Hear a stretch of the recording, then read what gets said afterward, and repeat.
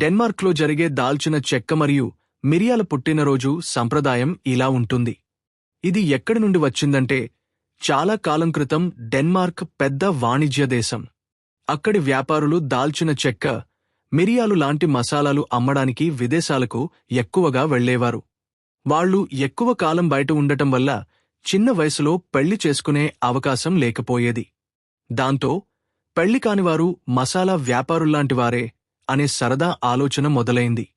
ఇప్పుడు ఎలా చేస్తారంటే, 25వ పుట్టినరోజు మరియు పెళ్లి కాకపోతే దీనికోసం దాల్చిన చెక్క చల్లడం.